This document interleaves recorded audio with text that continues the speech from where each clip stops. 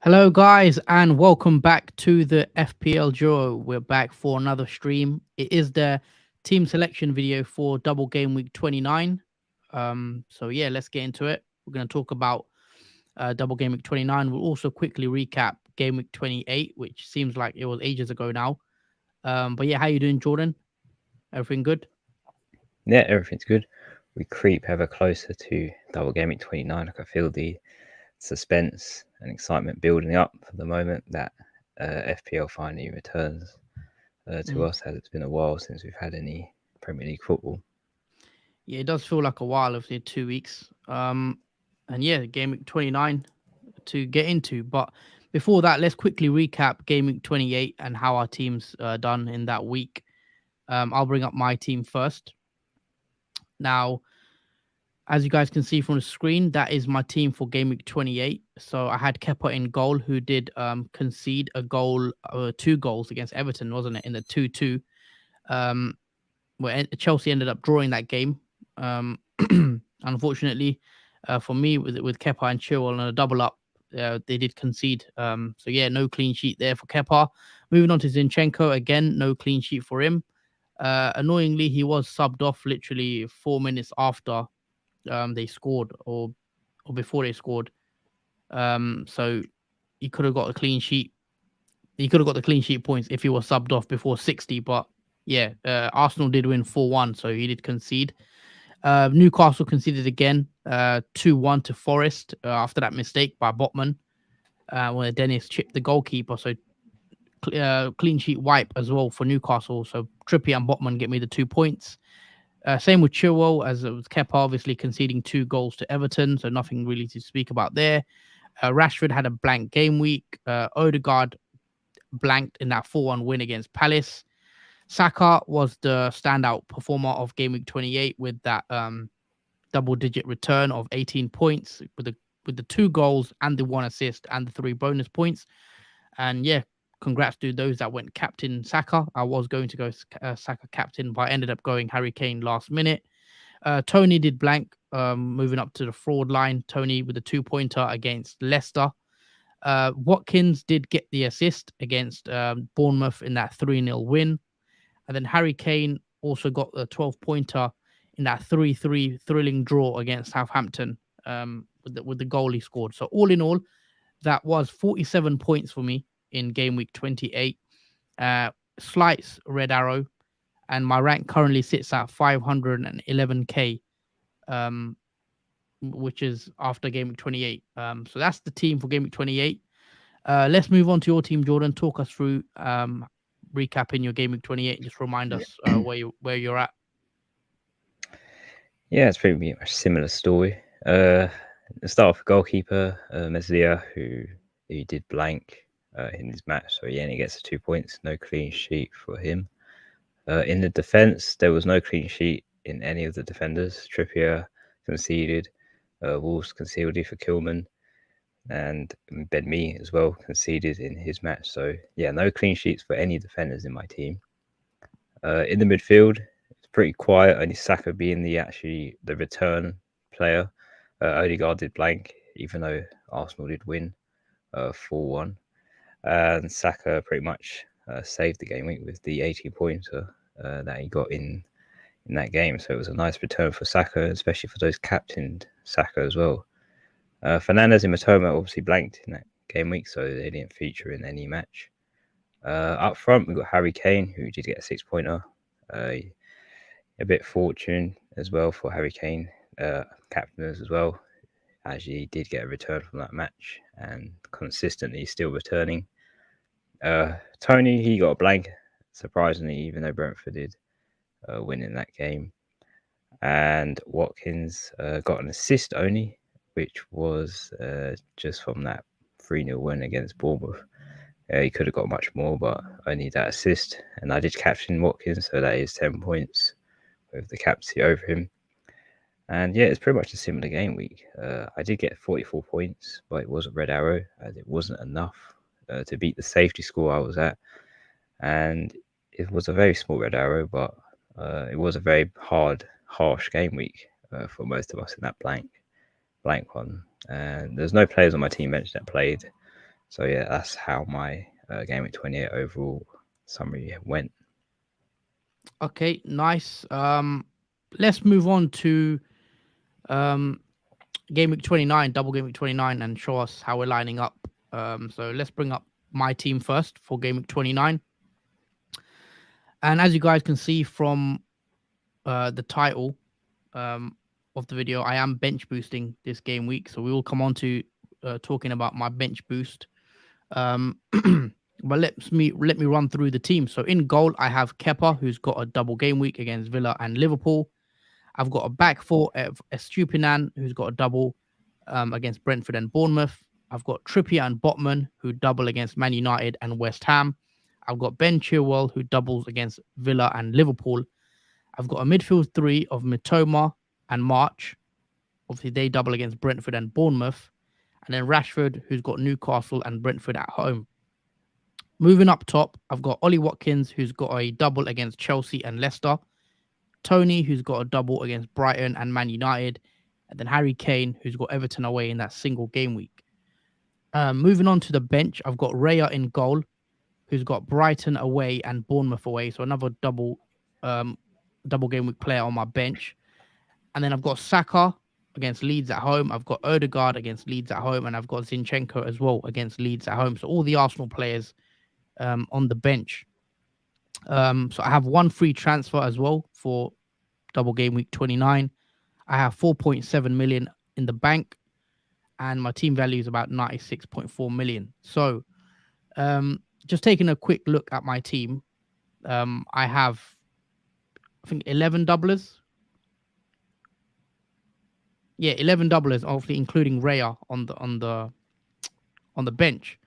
So currently, I am thinking of making a few moves. So I have a few moves in mind. So one was, I will bring it up. So what I'm thinking about doing is actually taking out Zinchenko, because he does have a single game week against Leeds at home. So Zinchenko, for the player I want to bring in, is Luke Shaw. We know Luke Shaw has a double game week against Newcastle and Brentford, and I think that's one move that I'm pretty sure I'm going to make. So Zinchenko out for Luke Shaw. The other move I have planned is Odegaard out for Bruno Fernandes. Now, Odegaard does have a nice fixture against Leeds at home. I could definitely see Arsenal getting a couple of goals in that game. So it is a slight worry taking your Arsenal assets out. I know some people have considered selling Saka, Odegaard for Bruno Fernandes, because, you know, Bruno Fernandes this week has Newcastle away and Brentford at home. And I think it is tempting to bring Bruno in for that. And we know Bruno will double again, I think, in game week 34 later on. So you're essentially bringing him in for the longer term as well. So I think Bruno Fernandes is another player that I'll be looking to bring into my team, along with Luke Shaw, the two Man United players. And I'm going to probably get rid of, two of my Arsenal assets. I was considering removing Saka from my team instead of Odegaard and taking Saka for Fernandes, but that was because, Saka's a bit more expensive. He may let me go to Tony to Haaland next week, but because of the way my budget is anyway, even if I take Saka out this week, it won't let me do Tony to Haaland next week anyway. So my current plan is to take out Kane next week, even though I don't want to. Kane might have to go because otherwise I can't afford Haaland next week. So I'll think about that when it comes. Obviously, because I've got Chilwell in the team, who is around 6 million, it's kind of locked me out of Tony to straight up to Haaland, which is a slight worry. But other than that, let me just show you how it looks on the graphic. So that, as you guys can see on the bench, that is Odegaard out and Zinchenko out. So those two will be gone. And in will come Bruno Fernandes for his double against Newcastle and Brentford, and Luke Shaw as well for his double. So that would give me 13 double game week players. I am on the bench boost, as you guys can see. That is a -4. And that would leave me with 1.9 million in the bank as well. So that is currently my plan, to take the -4 hit, have 13 doublers, and I'll be on the bench boost. I think it's a good week for me to bench boost this week. I want to play it and get out of the way. I've set my wild card up knowing that I was going to bench boost in 29, so that's all set. So that is what the current thinking is, guys. There's one more other alternative plan I have in mind, which does involve taking a minus 12, which might seem a bit extreme to a few people. There is a scenario where I have considered a minus 12, and I'm going to show you guys very quickly what the minus 12 consists of. So bear with me for a sec while I bring up. I'm going to show you on the FPL website. So Jordan, you probably want to see this as well because I haven't really spoke about the potential minus 12 I have considered. But right now it's a minus 4.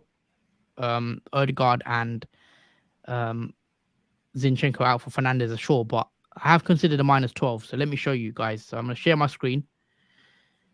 So 4.7 million in the bank. I've got 1 free transfer. So let me put those moves in. So it was Zinchenko and Odegaard out for Shaw.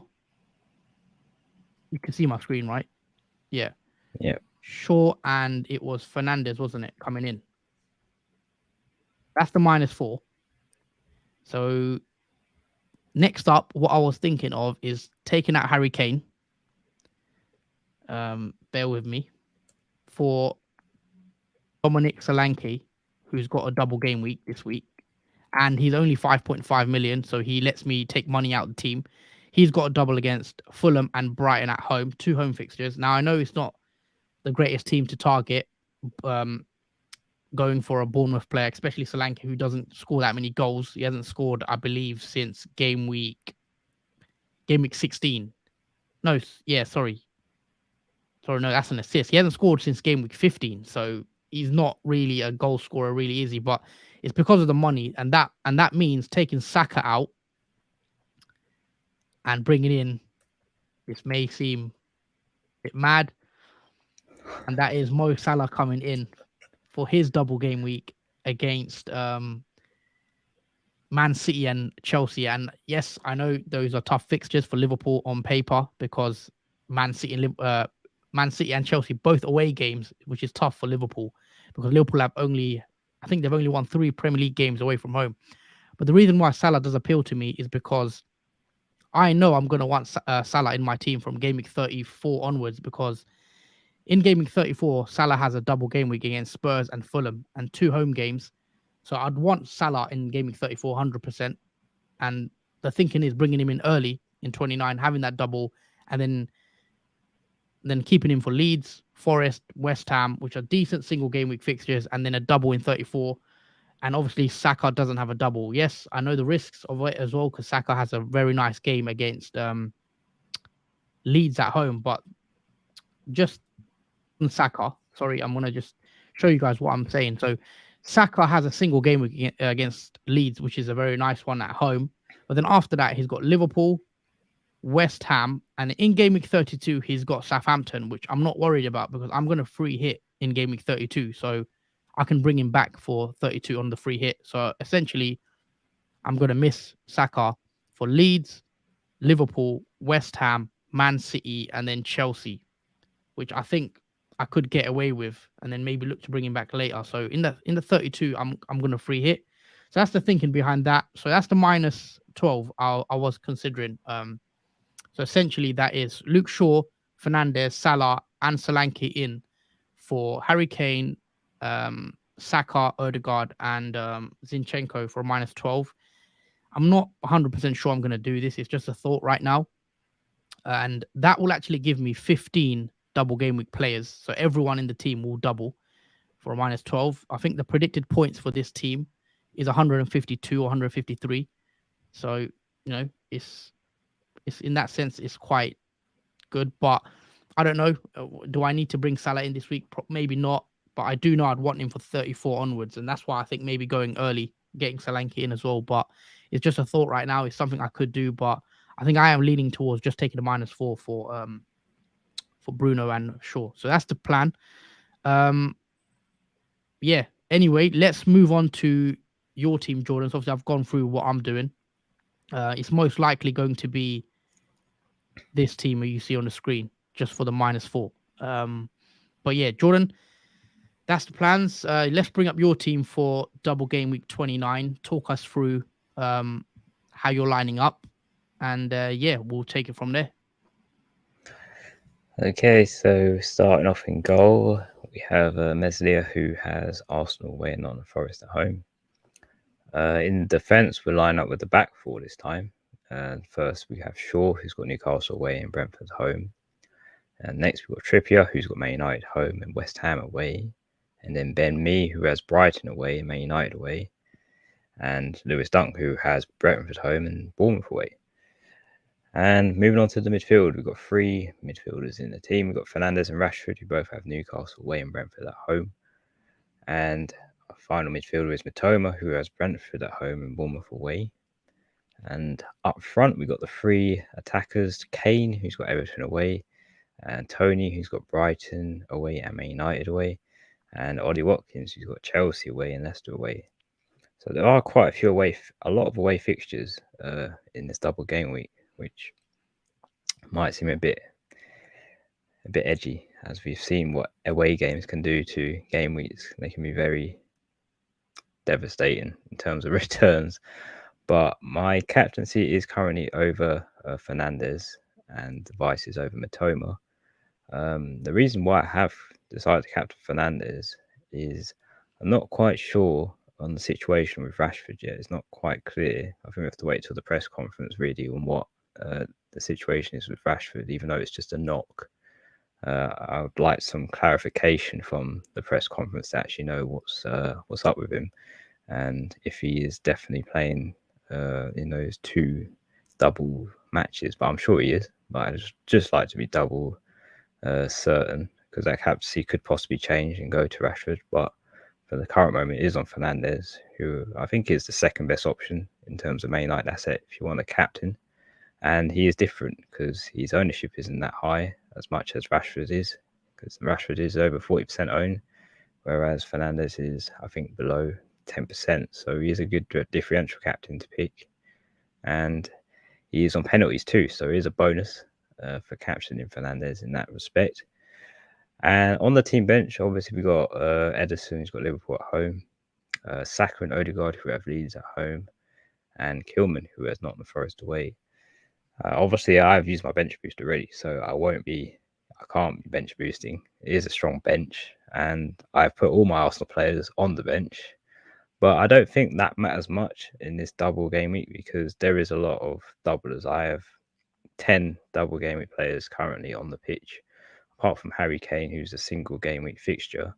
I think even if Arsenal do well in their single game week fixture against Leeds at home, I still think you can manage to get a green arrow, I think, from these double game week players, unless it goes horribly wrong, which I very highly doubt it will, considering how many fixtures these players do have, and they have the potential to do well.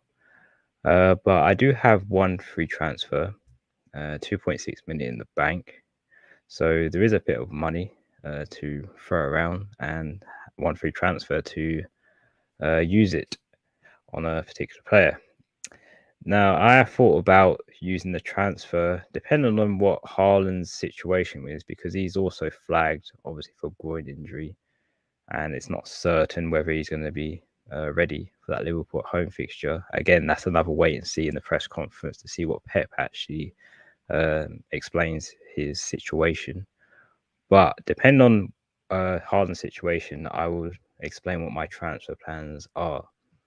So I am considering taking Harry Kane out, as he does have a single game week fixture, even though it's a good one. Everton away, it's not a bad one for him, but I would like to bring in another double game week player. I initially wanted to bring in Haaland, but because of his flagged injury for groin, I'm not too sure now whether I want to bring Haaland in yet. So I am going to probably wait and see what happens. But if the case Haaland isn't fit for the Liverpool game, I will be taking Harry Kane out. And this may seem like a massive shock, because I have criticised Chelsea pretty much most of our streams, but I am considering bringing in João Felix for my 1-3 transfer into the team. And he has Aston Villa and Liverpool at both home fixtures as well. Now, we have spoken about Chelsea, and I've always spoken about them not in the the greatest of greatest of things. But some reason I do have a feeling João Felix is going to do well in this double. I don't know what it is, but because I have the choice, depending on what Haaland's situation is, on picking a forward, I am kind of siding towards João Felix, who is obviously a double gaming player, which then allows me to have a full starting 11 with all doubles. So there's no single gaming player that will have go forward into game week 29. And because they're all doubles, I don't necessarily need to use another transfer to take a hit to necessarily bring in another person, because I haven't got a bench boost and all my starting 11 pretty much double. So I think that's my current transfer plans. If the situation at Haaland isn't going to start in the Liverpool game, that this is what my team will look like. It does leave me with a lot of money in the bank, so I will have 6.8 million. So I am pretty safe to bring back Haaland in at the right time when he is actually available. Yeah. And yeah, that is pretty much my transfer plans. I'll only be using one free transfer, I think, for this double. I could use more to bring in more players, but I don't necessarily need to transfer out a doubler for another one. I mean, I could transfer out Meslier for a better goalkeeper that has a decent fixture, but I don't think that's really worth it. I think so. Yeah, that is my transfer plans going forward into double game week 29. Okay, nice. Also on Erling Haaland, from what I hear from Sky Sports, they were saying Haaland wasn't seen in training today with Man City. So that's a slight worry, I guess, for people that want to bring Haaland back in or have Haaland in their team. But there was also rumors that he underwent more treatment today and did lighter work on his own away from the Man City first team training. I guess we've got to wait and see with the press conference with Pep, see what he says about Haaland. But he was not seen with the full group training with them earlier this morning. So don't know what the situation is with that. KB also obviously in regards to Haaland, we spoke about him. Rashford, I think Rashford's going to be fine. I think it was just one of those. He had a little knock, and I think Ten Hag probably told him just miss the internationals. I think Rashford will be fine for the double, and he's rested up as well, as far as I'm aware. And Nunes, regards to Nunes, I'm not actually that sure. I know it wasn't a serious injury. I know he missed training. Sorry, not training. He missed the international game, didn't he, with Uruguay? I think he will miss this weekend, so I would be unsure about bringing him in. I wouldn't be confident that he starts this weekend against Man City.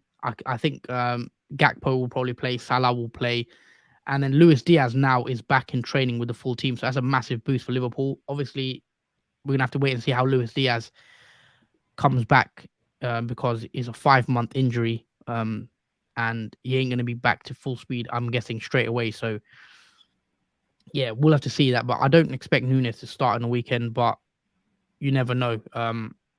Klopp, I think it was mentioned, it wasn't a minor injury, so he could start, but it is a risk. Again, you just wait to see what Klopp says in the presser. Liam says, "I'm planning a -8. These are transfers and hits. I'll be taking anyway down the line, so why not get them in for a hit on a double game week?" The Salah -4 you're suggesting doesn't make sense bringing him in. I think unless you plan on gambling and captaining him to make it worthwhile. No, I don't agree. I think similar to what you said up here, if you're going to bring them in anyway, then it's just bringing them in early. So I know I'll have Salah in my team in game week 34. It's just whether I want to bring him in 29, and doing it a bit earlier to get that double against City and Chelsea. And on Salah, the one thing I will say, he does usually tend to score against these teams, the bigger games, City, United. He has very good record in the bigger games. So that's one thing that is maybe putting me towards bringing him in. But look, at the moment, it's still very 50-50. I don't know if I'll go there. You'll have to tune into the deadline stream on Saturday to see if I do it. But yeah, it's definitely a bold move, for sure. But yeah, I think that's pretty much both our teams sort of covered. If you guys are enjoying the content, make sure you do drop a like on the video.